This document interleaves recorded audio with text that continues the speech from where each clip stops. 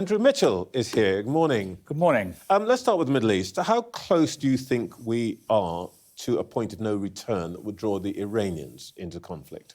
Well, the Iranians, of course, have already responded, and on both occasions, when they attacked directly from Iran, Israel, British military forces were engaged in trying to help. Israel is a very strong ally. And, of course, we want to see de-escalation. We want to see negotiation. And we want to see people's eyes lifted towards the possibility of a political solution. We should never forget that following the darkest hour is dawn. Following the Intifada, we had the substantial progress that was made over the Oslo Accords. But Israel is a firm ally, and we strongly support Israel's right of self-defence against Iran. As an ally, what would you be saying to Israel now? Do you think that the incursion into Lebanon, the airstrikes, the pager bombs and so on are helping? I think on Lebanon, Israel has an absolute right of self-defence. Imagine if this was Britain and there were rockets being fired every day. The rockets started firing on October the 8th last year across the Lebanese border. They've made that part of Israel uninhabitable. 60,000 people have had to move south. No government would tolerate this, and Israel is absolutely right to try and make sure that the United Nations Security Council Resolution 1701, which says that Hezbollah must withdraw behind the Litani River, that should be implemented. And the fact that their citizens are being shelled and killed by Hezbollah gives them an absolute right in self-defence to drive them back. I understand moral case and all of that, but what I'm really asking is, what do we think is going to be the outcome of all of this? They're saying this morning that what's really happening now is that Israel's creating yet another generation of anti-Israeli fighters now in Lebanon, recruiting for Hezbollah, essentially. Oh, Hezbollah is a terrorist organisation. It's prescribed by the British government. It's prescribed around the world. We've seen in recent days that they are a cancer inside Lebanon, which many local people resent deeply. Last week, we saw an Iranian plane that was going to land in Lebanon turned back by the Lebanese government. The British government has given a lot of training to the Lebanese army.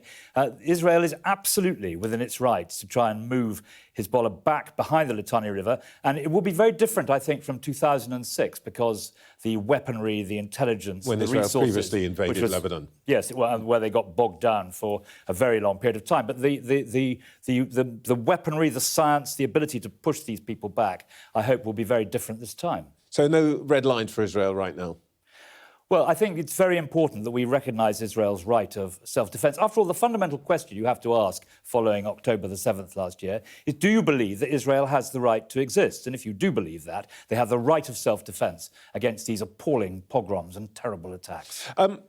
Peter Kyle just, when I spoke to him earlier, responded on the deal which has been announced over the Chagos Islands, in which we return sovereignty, essentially, or we give sovereignty, I beg your pardon, to Mauritius.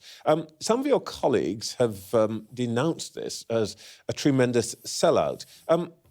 Is he, are they, as he's suggesting, being a bit previous? Well, the government hasn't told us the terms of this deal. I was obviously involved within the Foreign Office in the earlier negotiation rounds. It wasn't my ministerial role, but I was aware of what was happening. This is definitely, from what we've seen, not the deal the last Conservative government would have done. We're extremely... Because you did start these negotiations, didn't you? Yes, but starting negotiations is not the same as concluding them. And from what I've seen, this is definitely not a deal either David Cameron or indeed James Cleverly would have done. And we need to see the terms that they're offering. We need to know about what protection there is against Chinese encroachment into the archipelago. We need to know what money is being provided by the British taxpayer. We need to probe the terms of the lease. After all, the lease in Hong Kong wasn't what we had hoped.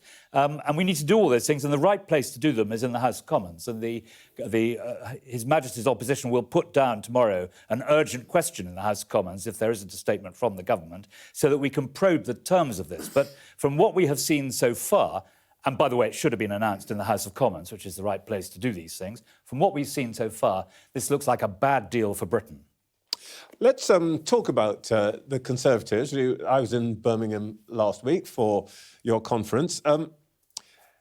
Government doesn't seem to be firing on all cylinders, but they were all very cheerful, despite the fact that you got a thrashing in July. What can the Conservative Party possibly have to smile about right now?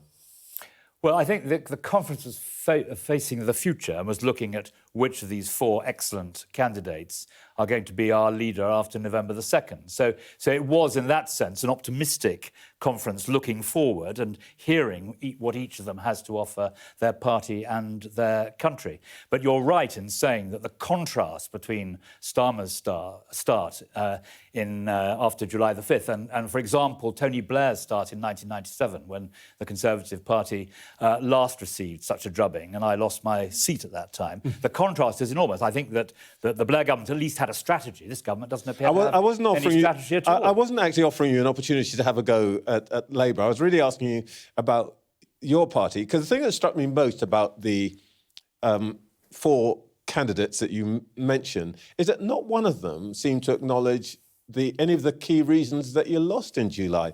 Boris Johnson's lockdown parties, Liz Truss's budget, and Nigel Farage's Reform Party.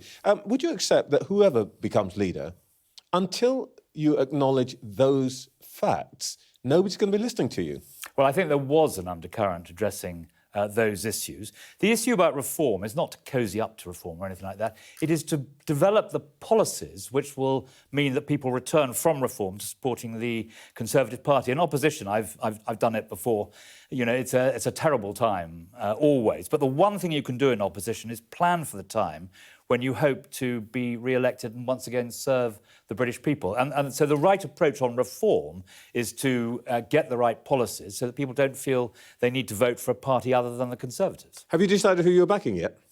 Well, so far I've been voting to keep people in, but I will have to make a decision on which of the two once we get to that point later this week. Party elder, grand elder statesman and so on. Give your colleagues some leadership this morning. Who do you want? Well, I think that in James Cleverly we see tremendous good communication skills. I think that in Kemi we see real charisma. I think in Robert Jenrick we see real hard work and getting to grips with the policy issues. And I think we see great gravitas in Tom Tugendhat. So there's something in each of them. We've just got to decide which of those great characteristics You just give me the Strictly Come Dancing answer. What I really wanted was who are you choosing? Well, I haven't decided. Honestly, Trevor, I haven't decided yet. But on the Tuesday vote, I will certainly be voting to keep Tom Tugendhat in. OK. Andrew Mitchell, thank you very much indeed for your time this morning. Thank you.